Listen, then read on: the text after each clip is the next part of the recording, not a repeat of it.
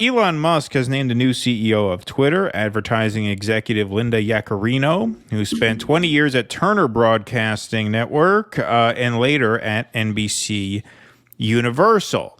Now, this pick for CEO has been controversial because I know a lot of people have pointed out, rightfully so, that, she's one of these very connected, sort of, integrated types.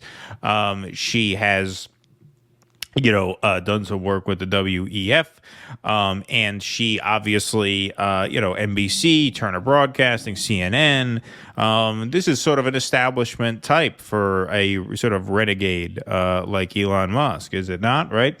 And so let's go to an interview that he conducted with her. This was just about probably a month back, maybe a little bit less than a month back, where it seems that they are sort of vetting each other, right? The subtext of this interview is that, like, he's maybe considering hiring her and she's maybe considering feeling him out. Does she want to work for him? So let's take a look at this segment.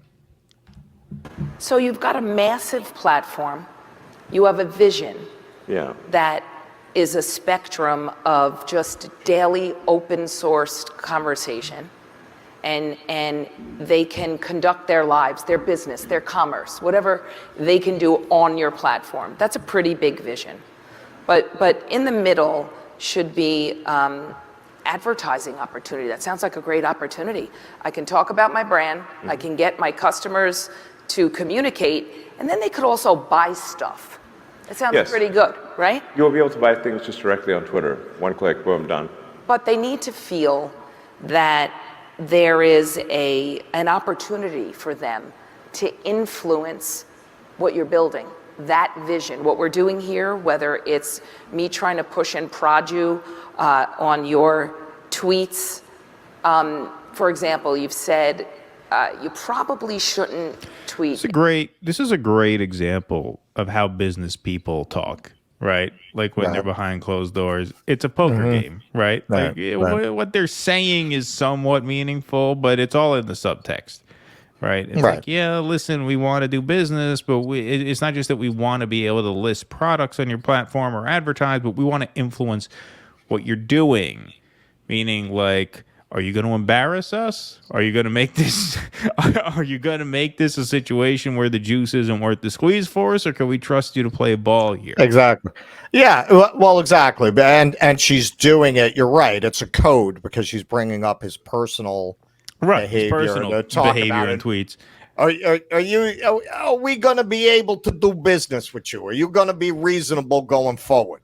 Right. Right, because it's not enough to be able to sell people a pair of sneakers on the site. We have to, there has to be something in it for us beyond that. We have to be able to make sure that the brand of Twitter is not going to become toxic where it bites your advertisers in the ass no matter how many shoes they sell.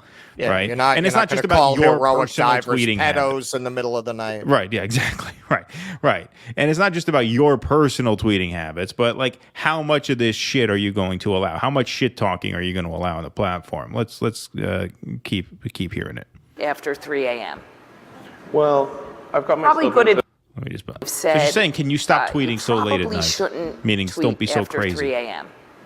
Well, I've got myself probably good advice for all of us. I've gotten myself into trouble a few times. I'm very aware of those. So after 3 a.m., you travel all over the world. Lord knows how you handle time zones in space. Will you commit to be a little more specific and not tweet after 3 a.m.? People in this room would like to see that. We'll make them feel more confident. I will aspire to tweet less after 3 a.m. But I mean, it is important that, if I were to say, yes, you can influence me, that would be wrong. That would be very wrong. Because that would be a diminishment of freedom of speech. But I want to be specific about influencing.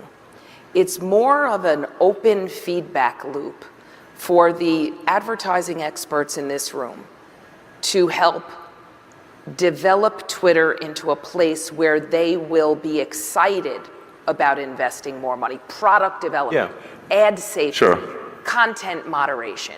That's what the influence is. Yeah, I think it's totally cool to say that you want to have your advertising appear in certain places in Twitter and not in other places. But it is not cool to try to say what Twitter will do. And if that means losing advertising dollars, we lose it. But freedom of speech is paramount. Some people like that answer in that room. You know, it's an interesting exchange, and given the fact that he ended up going with her is even more interesting. Because ultimately, look, the idea that he was going to be able to build Twitter into this universal app, right? I think he's called it the X app, where you could do everything. Right. The one-stop shop for everything. Shopping, social media, video, content, things like that. The idea that you're going to be able to do that using a subscription-only model was always really a fantasy. Like, you were going to have to bring in ad dollars because that's where you're going to generate, the kind of revenue and the kind of capital that you're going to need to build this up into what you envision it to be. Now, look, what Yaccarino says there, as much as she's not my type, obviously, but it is true that you're going to have to bring in advertisers to do this. And if the advertisers are going to be sticklers about where their ads appear, then that is a consideration that you're going to have to make. I mean, that's just the price of doing business, right? Like, so when you advocate for a less censorious space, be it YouTube, Twitter, Facebook, you are advocating for a paradigm shift perhaps away from ad dollars, as Elon seemed pretty willing to recognize there. Like, hey, if we lose ad money over our commitment to free speech, so be it. So I understand that. However, there is an element of this, if you build it, they will come, right? If you are able to build something that is a true breakthrough, and you make your platform a place where they just have to be because that's where the action is, at that point, they will be more lenient with what you allow or when you tweet or whatever, how they frame it in that sort of coded language. Because ultimately, these companies want to be where the action is. Now, if they can control the kind of space where the action is, that's even better. But if he is able to attract them by just sheer force and sheer quantity of numbers, say, look at what we've got here. You have to be here. You can't not be here, right? That's why we're on YouTube. We're on YouTube because we have to fucking be on YouTube. That's where all you guys are. You know what I mean? So, like, you create a kind of space and a kind of incentive by just building it. A lot of these advertisers will fall in line. Now, some won't. Yeah, there's a calculation to be made there. Absolutely. But, this is why we've said, as many criticisms as we have for Elon Musk, he's the only guy who could have taken a chance like this and tried to do something like this with that social media platform, because he's the only guy who doesn't need maximum ad dollars. Not to say he doesn't want as much as he can get, but he doesn't need it. He can go without. Whereas, who else could really say that?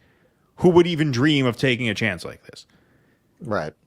I think it's very tricky because Twitter wound up getting stuck right in the middle of a culture war. This culture war, I think, is heating up now, as relatively trivial as it is. I think the Bud Light boycott is significant in terms of what it says about where we are culturally. So you're going to have this culture war. You have this ongoing culture war between, what's called the right wing now, but also civil libertarians, free speech, and so on.